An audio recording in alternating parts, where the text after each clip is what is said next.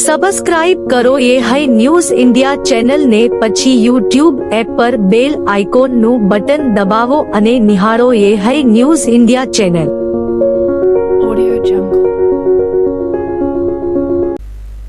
બનાસકાંઠાના થરાદ નગરમાં વિજયાદશમીના પર્વ નિમિત્તે થરાદ નગરમાં રાષ્ટ્રીય સ્વયંસેવક સંઘનું પથ સંચલન અને શસ્ત્ર પૂજનનો જાહેર કાર્યક્રમ યોજાયો હતો. આ કાર્યક્રમમાં 66 સ્વયંસેવકો ઉપસ્થિત રહ્યા હતા.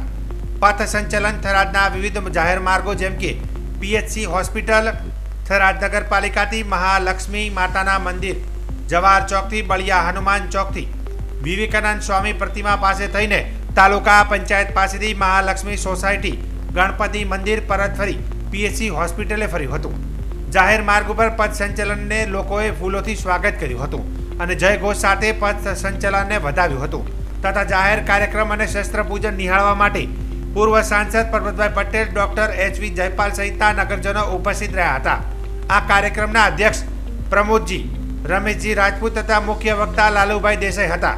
કાર્યક્રમના અધ્યક્ષે જણાવ્યું હતું કે આ દેશની સૌથી મોટી સમસ્યાનું સમાધાન જો કોઈ હોય તો સમરસતા છે તથા મુખ્ય વક્તાએ જણાવ્યું હતું કે આગામી સમયમાં સંઘને 100 વર્ષ પૂર્ણ થશે.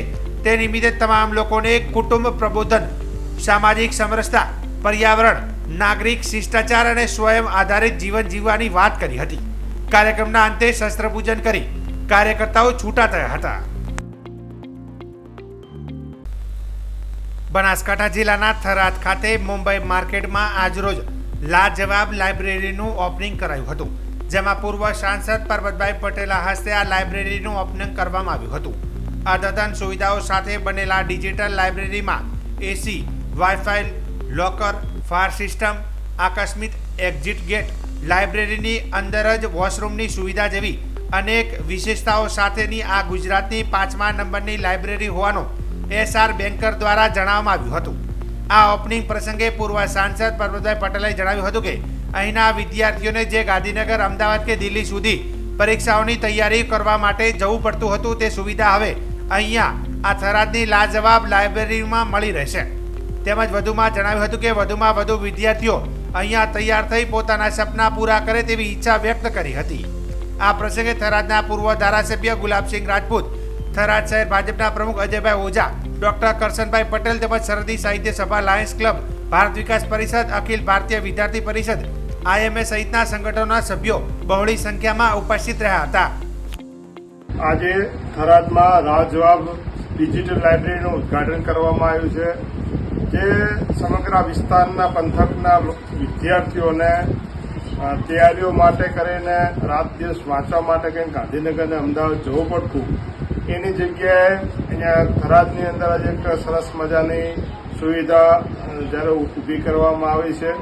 અહીંયા ઇન્ટરનેટનું હોય કે સુરક્ષાનું હોય, સીસીટીવીથી સમગ્ર આખું કેમ્પસ બનાવવામાં આવ્યું છે અને સારા વાતાવરણની અંદર સારું વાંચનાલય બન્યું છે. તે બદલ સૌ સારા વિચારને પણ અભિનંદન આપું છું અને લાજવાબ ડિજિટલ લાઇબ્રેરીના સૌ સંચાલકોને પણ ખૂબ ખૂબ અભિનંદન આપું છું. આજે થરાદ ખાતે સરસ મજાની લાજવાબ ડિજિટલ લાઇબ્રેરીનું ઓપનિંગ થયું.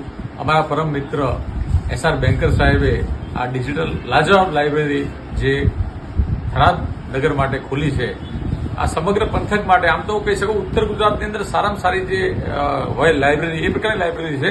અહીંયા વિદ્યાર્થીઓ માટે તમામ પ્રકારનું સાહિત્ય ઉપલબ્ધ રહેશે, સાથે ડિજિટલ પણ ખરી, વાઈફાઈ ખરી, તમામ પ્રકારની સુવિધા, અદ્યતન 5 સ્ટાર કક્ષાની સુવિધા જેને કહેવાય કે વિદ્યાર્થી ભાઈ બહેનોને કોઈ પણ પ્રકારની તકલીફ ન પડે, સાથે કેફેટેરિયા પણ ખરી, સરસ મજાનું એસી પણ ખરી, વાઈફાઈ દરેક પ્રકારની.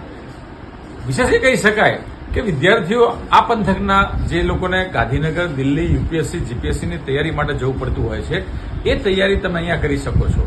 તમારું પોતાનું સાહિત્ય પણ લાવી શકો છો અને અહીંના સાહિત્યનો પણ તમે સરસ રીતે ઉપયોગ કરી શકો છો.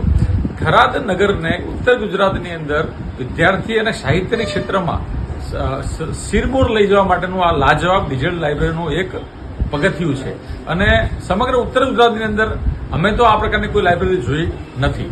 એટલી એક સરસ મજાની આ ભવ્ય લાઇબ્રેરી છે.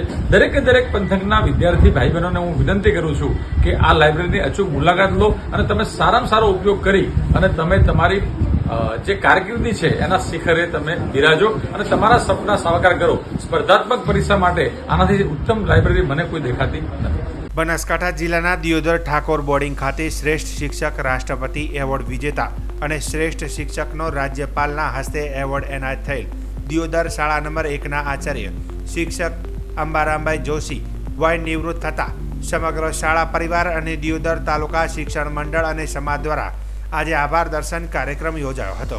કાર્યક્રમની શરૂઆત કાર્યક્રમના અધ્યક્ષ અને દિયોદરના ધારાસભ્ય કેસાજી ચૌહાણ સહિત જિલ્લા શિક્ષણ અધિકારી તાલુકા ટીપીઓ અને મહેમાનો દ્વારા સૌપ્રથમ દીપ પ્રાગટ્ય કરાવીને કાર્યક્રમને ખુલ્લો મૂક્યો હતો.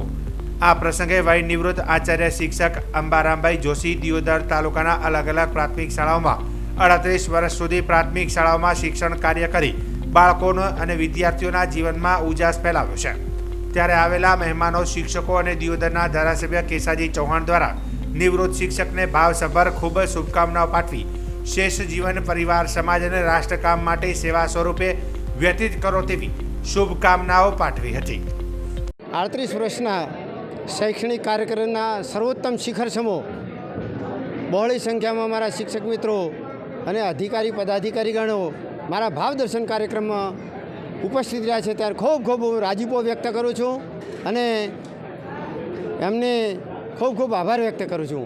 મારી જીવનનું જે સર્વોત્તમ શિખર કહેવાય એવા શિખર સમા કાર્યક્રમમાં બહોળી સંખ્યામાં લોકોએ મને જે પ્રેમ આપ્યો છે, ઉત્સાહ આપ્યો છે અને મારો જુસ્સો વધાર્યો છે એ બદલ સર્વનો દિલથી આભાર વ્યક્ત કરું છું. બનાસકાંઠા જિલ્લાના વાવ ખાતે ગાયત્રી હાઈસ્કૂલ બોર્ડિંગ ખાતે રાષ્ટ્રીય સ્વયંસેવક સંઘ દ્વારા વિજયાદશમી નિમિત્તે શસ્ત્રપૂજન કાર્યક્રમ તેમજ પંચ સંચલન કાર્યક્રમ યોજાયો હતો. જે ગાયત્રી હાઈસ્કૂલ બોર્ડિંગ ખાતેથી પથ સંચલન રેલી સ્વરૂપે નવી બજાર, મહારાણા પ્રતાપ ચોક, દુધેશ્વર મહાદેવ થઈને ગાયત્રી હાઈસ્કૂલ બોર્ડિંગ પરત ફરી હતી. પથ સંચલન દરમિયાન વાવના મુખ્ય માર્ગો પર ભારત માતા કી જય અને જય શ્રી રામના નારાથી ગુંજી ઉઠ્યું હતું. ગાયત્રી હાઈસ્કૂલ બોર્ડિંગના હોલ ખાતે રાષ્ટ્રીય સ્વયંસેવક સંઘના સેવકો દ્વારા શસ્ત્ર પૂજા કરીને વિજયાદશમીની પર્વની ઉજવણી કરી હતી. શાકલચંદ પટેલ યુનિવર્સિટી વિસનગર દ્વારા શિક્ષણની સાથે સાથે વિદ્યાર્થીઓમાં રહેલી પ્રતિમા અને કળાને બહાર લાવવા તેમજ ભારતના અમૂલ્ય સાંસ્કૃતિક વારસાને ઉજાગર કરવાના ઉદ્દેશથી સમયાંતરે વિવિધ કાર્યક્રમનું આયોજન કરવામાં આવે છે. આ વર્ષે યુનિવર્સિટી ખાતે તારીખ 4 અને 5 ઓક્ટોબરના રોજ શ્રદ્ધા, ભક્તિ અને ઉલ્લાસથી ભરપૂર ગરબા મહોત્સવ થનગનાટ 2024નું આયોજન કરવામાં આવ્યું છે. યુનિવર્સિટી દ્વારા આયોજિત સાંસ્કૃતિક ગરબા કાર્યક્રમમાં યુનિવર્સિટી અને સંલગ્ન સંસ્થાઓના 10,000થી વધુ વિદ્યાર્થીઓ અને કર્મચારીઓ ભાગ લઈ રહ્યા છે. આજરોજ ભલામોરી રામા ફેમ અરવિંદ વેગડા પોતાના ગીતોથી ગરબાની રમઝટ બોલાવી હતી અને ઢોલ અને સંગીતના સુરે ખેલૈયાઓ ઝૂમી ઉઠ્યા હતા. શાકરચંદ પટેલ યુનિવર્સિટીના પ્રેસિડેન્ટ પ્રકાશભાઈ પટેલે જણાવ્યું હતું કે દર વર્ષે વિદ્યાર્થીઓને સ્ટાફ માટે વિવિધ પ્રતિયોગિતા અને કાર્યક્રમોના અનુસંધાને આ વર્ષે પણ મા અંબાની આરાધનાના પવિત્ર તહેવાર નવરાત્રિમાં થનગનાટની ઉજવણી ધામધૂમથી કરવામાં આવી રહી છે. આજના થનગનાટ 2024 ખાસ વિશેષતા એ હતી કે દરેક ખેલૈયાઓ ટ્રેડિશનલ પહેરવેશથી સજ્જ હતા તેમજ અરવિંદ વેગડાનું સંગીત હતું એટલે યુવા ધન હિલોળે ચડ્યું હતું. આજે ખાસ કરીને અમદાવાદની હીરાયા ડાન્સ કંપની દ્વારા દિયા ડાન્સ રજૂ કરવામાં આવ્યો હતો, જેમાં મહિલાઓ માતાજીની માંડવી, માટલા, ગરબી વગેરે માથે બેલેન્સ કરીને નૃત્ય રજૂ કર્યું હતું. આ નૃત્ય પ્રાચીન ગરબાથી પ્રેરિત લોકોને ટ્રેડિશનલ નૃત્ય કલા માટે પ્રેરણાદાયી નીવડાવનારું હતું.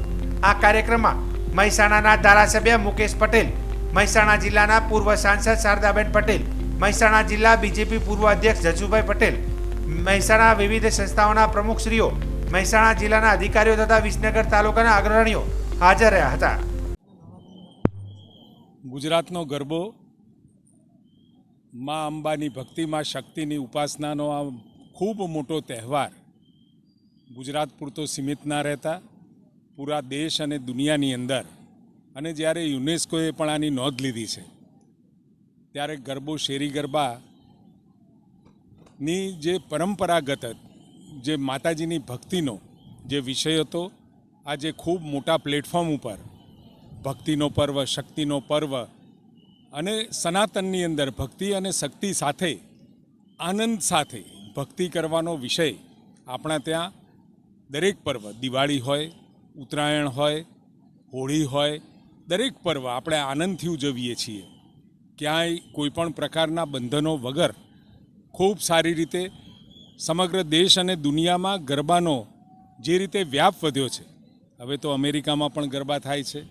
જ્યાં ગુજરાતી વસતો હોય તમામ જગ્યાએ ક્યાંય ગરબો ન થતો હોય, માતાજીની ભક્તિ ના થતી હોય, અને એમાં પણ જ્યારે ગામડાની અંદર ગરબા કાઢવાનું, ગરબાની માનતા રાખવાનું, આ બધા એક ભક્તિ અને શક્તિ સાથે પોતાની આસ્થા સાથે જોડાયેલા વિષય આજે સાકળચંદ પટેલ યુનિવર્સિટીમાં પણ સમગ્ર શહેર અને તાલુકાની જનતા અને યુવાનો આજે અહીંયા ઉમટી પડ્યા છે. ખૂબ અભિનંદન આપું છું કે વર્ષોથી આ પરંપરા સાકળચંદ યુનિવર્સિટીમાં પ્રકાશભાઈના નેતૃત્વમાં ગોઠવાઈ રહી છે. ત્યારે ખૂબ સારી રીતે આજે અહીંયા સાકળચંદ પટેલ યુનિવર્સિટીમાં આ ગરબા મહોત્સવનું આયોજન કરવા માટે સમગ્ર પ્રકાશભાઈને એમની ટીમને અભિનંદન આપું છું. સબસ્ક્રાઇબ કરો એ હાઈ ન્યૂઝ ઇન્ડિયા ચેનલને, પછી યુટ્યુબ એપ પર બેલ આઇકોનનું બટન દબાવો અને નિહાળો એ હાઈ ન્યૂઝ ઇન્ડિયા ચેનલ.